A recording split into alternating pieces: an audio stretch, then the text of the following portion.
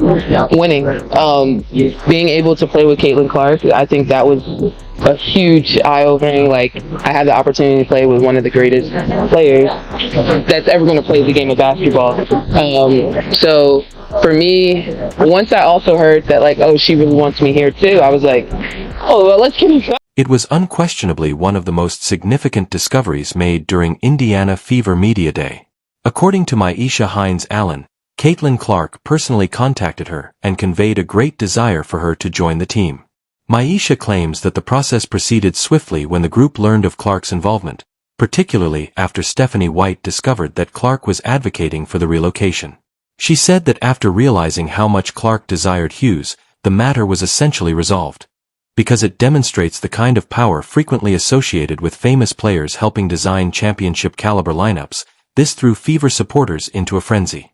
It speaks volumes when a player freely admits that she was approached by one of the top names in women's basketball and informed that her presence was desired. It also implies that the company has a lot of faith in Clark's comprehension of roster requirements and team cohesion. It's another indication, in the eyes of many onlookers, of the influence a generational talent can have, both on the court and in building a squad that can contend for championships. She stated that Indiana has been an option in the past for her free agency. So I actually believe that she was the backup option if Natasha Howard fell through last year. If Natasha Howard had fell through and they didn't sign Natasha Howard, I fully believe they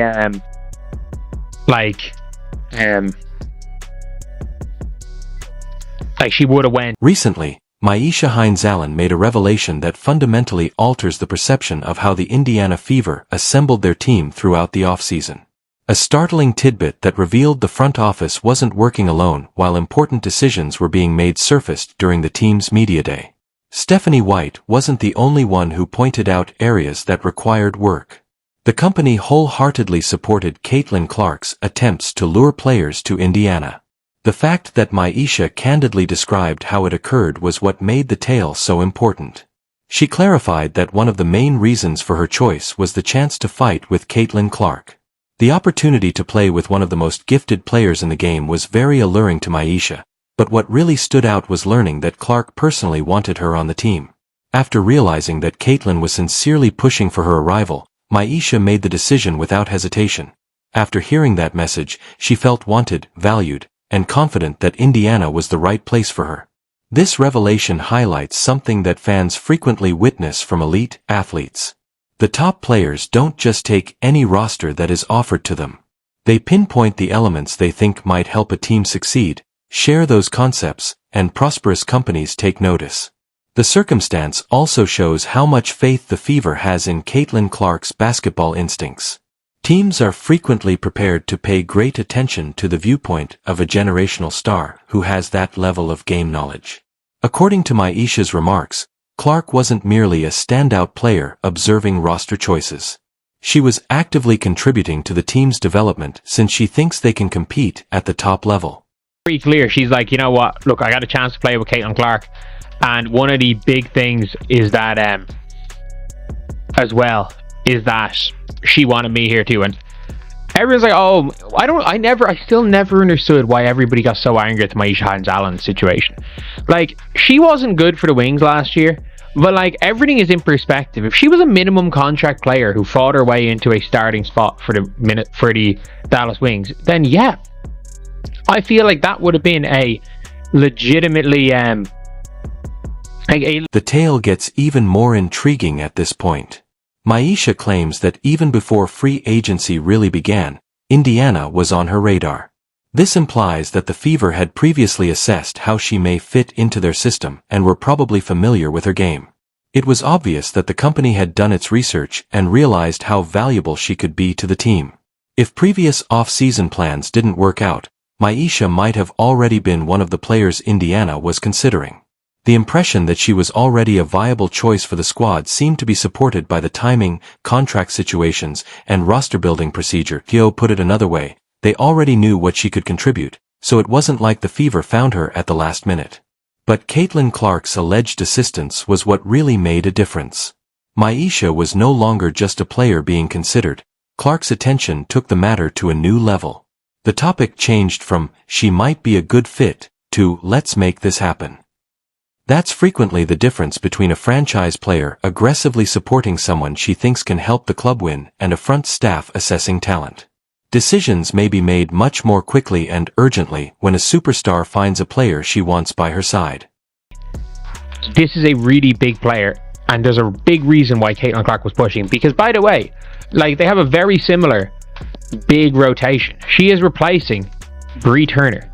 Like, Natasha Howard is being replaced. Dantas is still Dantas. Natasha Howard is being replaced by Mo Billings. That's a like for like. Worst case scenario, it's even.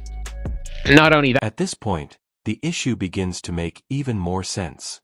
Stephanie White reportedly acted swiftly to assist in bringing Myisha Hines-Allen to Indiana after learning that Caitlin Clark was adamantly in favor of doing so. Successful companies and coaches accomplish this. They pay attention to and value the opinions of their franchise players.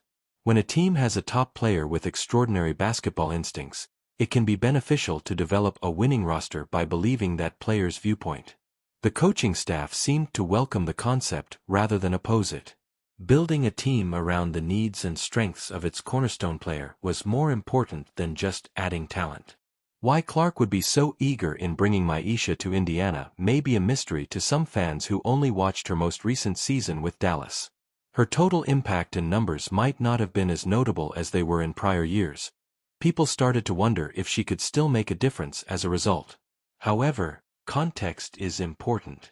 Dallas had a challenging and uneven season, and when a team as a whole suffers, individual performances can appear worse than they actually are. It's possible that Clark and the Fever looked past those difficulties and concentrated on the attributes that contributed to Myisha's career success. Indiana's physical style of play might be what she values most. Every competitor requires her toughness, strength, and willingness to perform the hard labor. When building around a player like Caitlin Clark, who frequently attracts a lot of defensive attention, those qualities become even more crucial.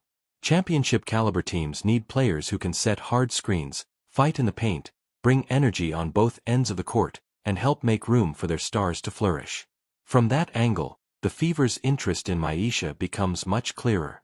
They might have been considering more than just numbers. They might have been considering fitness, toughness, and the kind of presence that can help a team succeed when the games count most. And the fact that she's out basically saying, you know what, Caitlin Clark wanted me. Everyone's like, oh, interesting. People are losing their damn minds. I'm like, dude, she is a backup. There seems to be much more to Myisha Hines-Allen's move to Indiana than just bolstering the team.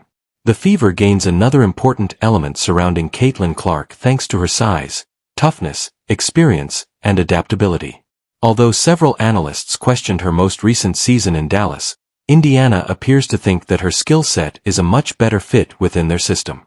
She has the ability to set strong screens, move the ball efficiently, make snap judgments, and contribute to the kind of cohesive team basketball that the Fever wants to play. Myisha signed for a lot less than what many think her total contribution could be worth, so the transaction also represents great value for Indiana. This creates competition across the roster and offers the Fever more depth and adaptability.